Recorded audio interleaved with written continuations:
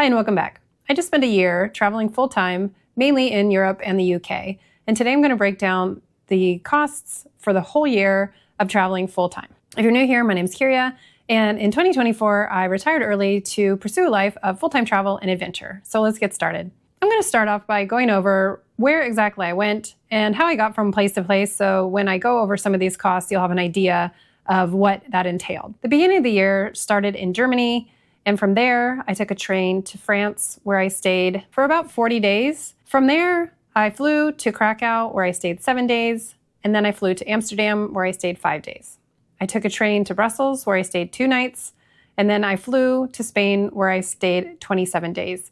That kind of finished up the first quarter of the year, and after that, I flew to Antalya, Turkey, where I stayed for a month, and then I did a 17-day hike along the coast of Turkey on the Lycian Way. And then I traveled through Turkey to various different places by bus and train, finally ending up in the very far east of the country where I went overland into Georgia. All in all, I was in Turkey for 59 days, and then I was in Georgia for 40 days.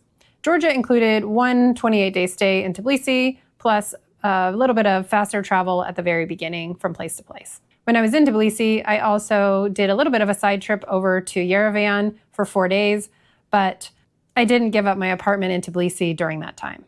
I then flew from Tbilisi to Latvia, where I stayed for 7 days in Riga, and then I took a bus overland to Lithuania, where I stayed another 7 days, and then I took another bus to Poland, where I stayed another 8 days. From there, I flew to Montenegro, where I did a 8-day hike around the peaks of the Balkans, and I also spent a couple of days in Podgorica, as well as Plav, which is a little mountain town in Montenegro. After that, I took a bus to Bosnia and Herzegovina, where I stayed 7 days, and then I took another bus into Belgrade, Serbia, where I stayed another 7 days. After that, I took another bus into Romania, where I ended up staying in various different locations for 13 days, including a 4-day hike on the Via Transilvanica. I then took a bus to Bulgaria, where I stayed for 30 days, mainly in one town. And then I flew from there to Scotland, where I was there for 27 days. However, my Scotland trip was a lot of moving around as I did some hiking and stayed with friends and various other things. I was then in England for 13 days and Wales for 13 days. After that, I flew to Barcelona, where I took a repositioning cruise back to Florida. I spent 2 days in Florida, and then the rest of my year was spent in California, where I spent 26 days. Now, just a little caveat, this does include a few days of January because I ended up flying out on the 4th of January for my next leg of my adventure, but I did include those 4 days in my California leg since it didn't really make sense to include them in 2026 when they were essentially kind of the wrap up of my 2025 travels.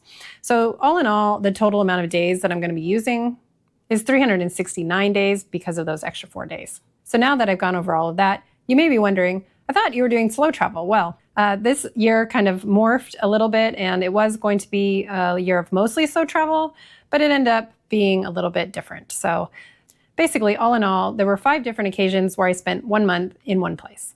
However, I calculated it all out, and I actually laid my head on 109 different beds over the course of the year. So I would say that it wasn't necessarily slow travel. However, a lot of this did include things like camping, and I'll get into that in a minute after I go over the cost of accommodation, because things like that do factor in a lot for the costs. So without further ado, let me get started with that.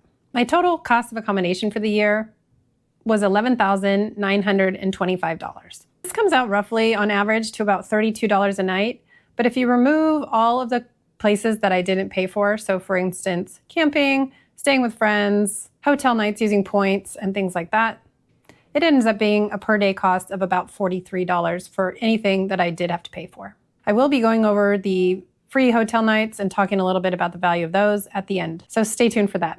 As I said though, the nights I didn't pay for camping, I camped for 34 nights. I spent 1 night on a flight, which I'm not counting as part of the cost for that. For 35 nights, I stayed with friends. I had 13 nights that I used points for a hotel room, and I did a house sitting gig for 10 nights. So all in all, out of the 369 nights, I only paid for 276 nights. For dining out, I spent $3,333, which comes out to about $9 per day. And this might be a little bit lower than some people have been reporting, But as I mentioned in the past, I don't really dine out that much. I usually eat out for dinner maybe once a week and lunch maybe once a week, and then various kind of beers and coffees and whatnot. But I'm definitely not going out to eat every single night. So let me give you some fun stats actually. Throughout the year, I went to dinner 58 times, so a little bit more than once a week. And the average cost for that is just under $20. Funny enough, the average cost for lunch is about the same cost, but that's probably because not only do I not eat out very often, but I also like to eat dinner kind of early. And so oftentimes my meal might be a 4 o'clock or 5 o'clock p.m. meal. So it's not a very late, long 3-course meal at 7:30 or whatever. For lunches, I went out 64 times. The lunches and dinners often also include a drink, so a glass of wine or beer. So speaking of beer, the average cost for beers when I went out was about $8, but you can get it for as cheap as $3 in Spain or the Balkans, and as expensive as $8 or $9 in Wales, or even $10 in California. So the price of beers definitely varies a lot. The price of wine, the average was about $5 per glass. And the reason for that is probably because most of the time when I got a glass of wine, I was either in Spain or Georgia or Armenia or one of the places that has a lot of wine. Average price for a coffee is about $3, and that's probably dragged down by the fact that I was more likely to get a coffee in a place like Spain or Georgia than I was to get a coffee in a place like the UK. And I also only drink plain coffee, so I'm not getting fancy lattes or anything like that. And most importantly, the average cost for an ice cream out is about $3.41, and the average cost for pastry is about $2.25. The bulk of those were probably in France. So let's move on to groceries. For the whole year, for my groceries, I spent $1,647, which comes out to about $4.46. So all in all, my total food cost was about $13.50 per day. Another fun fact is I went to the grocery store 147 times, which is roughly once every couple of days. For entertainment, I spent $1,226. I'm actually a little bit surprised at how high that is. Although if you break it down, it only comes out to about $3.32 a day. But I do a lot of entertainment that's free. For instance, just wandering around town, or maybe going to a museum on the free day or something like that. But I do a walking tour in every different city. And as you heard, when I went over all the cities I've been to, if I did a walking tour in each one of those and I had to tip or pay for the walking tour, then that can add up fast. A couple of other ones that were a little bit more expensive was I rented a bike in 4 different places. In one case, I rented it for a week. In one case, I rented it for 2 days. And I rented another one for just 1 day, and another one for just 1 day. So those weren't super expensive, but for example, the one that I rented in Lithuania was about $35 for 1 day. The other thing that I did was I took my cruise and I broke it down so that it wasn't just one line item, and I broke it down into accommodation, entertainment, dining out, and travel. And so there was a component of the cruise that is in this entertainment category as well. The next category is health. And for that, I spent $1,411. This breaks out to about $3.83 a day. And the bulk of this is my health insurance premiums. My health insurance premiums are about $1,346 of the total. And that comes out to roughly $112 per month. However, if you've been watching, you know that for the first 3 months, I had Cigna, and that was more expensive. So that was about $235 a month. And then I changed over to Genki. And Genki it's in euros, so it varies, but it's roughly about $85 a month in most cases. So that's why the average is a little bit higher than my current insurance premium. The other thing I did do was I did go to the dentist one time, and that was $63, and I did that when I was in Georgia. The next category is miscellaneous, and for that I spent $1,781. Now, this one's going to vary, obviously, for everybody, but for me, there are a few things in here that you probably won't have or you might not have. And that, for instance, is I had to sell my house, and so I had to pay for the notary plus the shipping to send the notarized documents.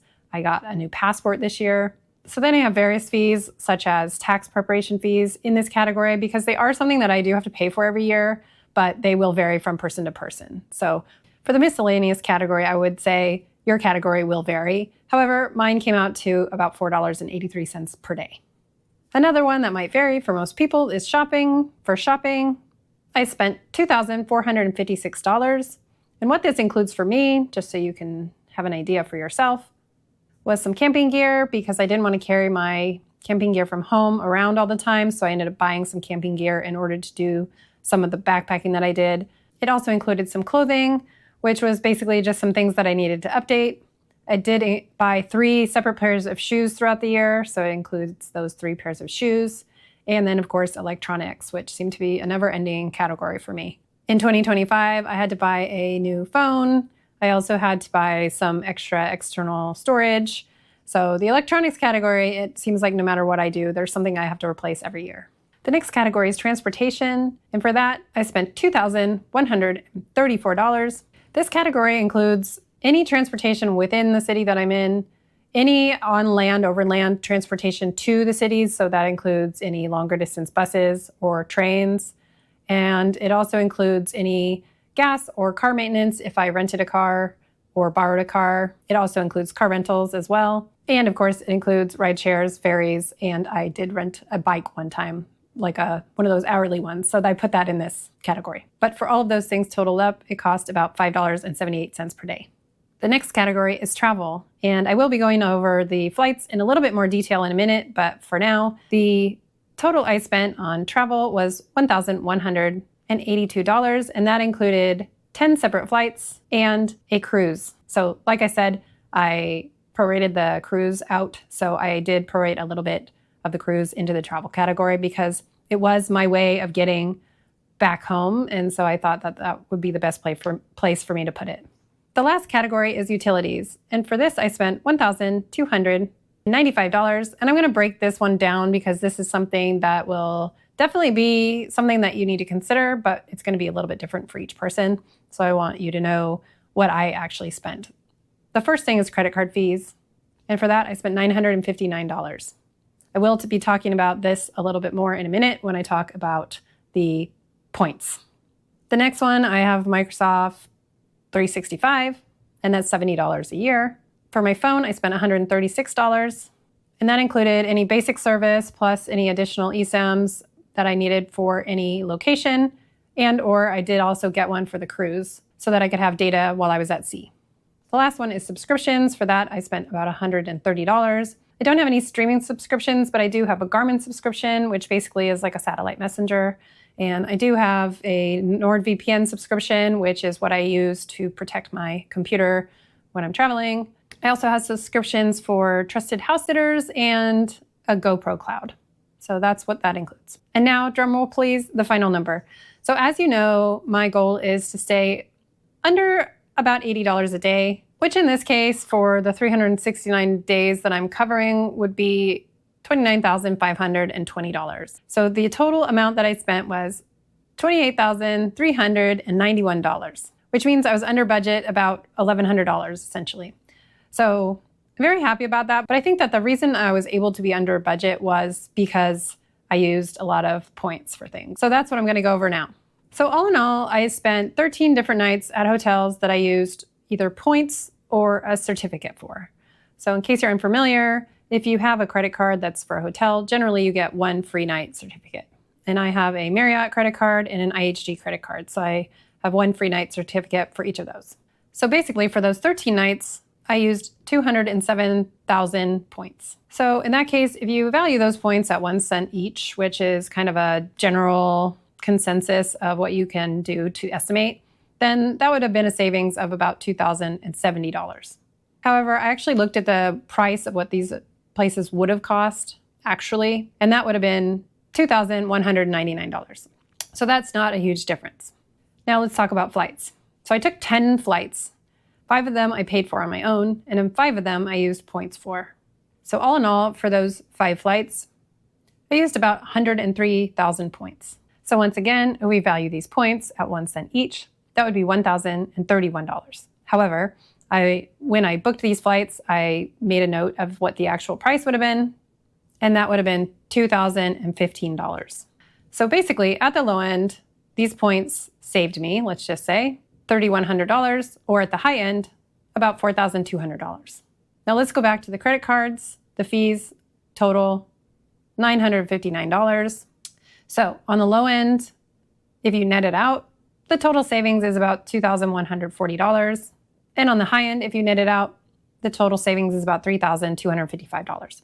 So you can calculate these whatever way that you want. But for me, I think that the cost of the credit cards is something that's a little hard to swallow. But in the end, and this is aside from like any other perks or bonuses or whatever it is that you get from the card, but just if you only count the points that I used this year versus the cost for my cards this year, it does make sense for me. I will be doing a future video about what cards I have and whether or not I feel that these cards are worth it, because as you know, the Chase Sapphire Reserve went up in the fees this year. So will it still be worth it now that it's increased its fees? That's a question that I had, and I've done some research to find out whether or not I want to keep it or not. So I will be talking about that a little bit in a future video. But for now, as you can see, at the very least, I've basically saved a couple $1,000s by having these cards. So there you have it. That's pretty much it. That's everything I spent in 2025 in Europe, Turkey, Georgia, and the UK and the US. So I'd love to hear from you. Were you surprised at my total, or did you think it was going to be higher or lower? And also, do you have a points credit card, and do you get any use out of it? Do you find that something that's worth it to you? So thank you very much for watching. If you have any questions, please leave them in the comments. Please like and subscribe if this video was helpful to you, and I will see you in the next one. Happy travels.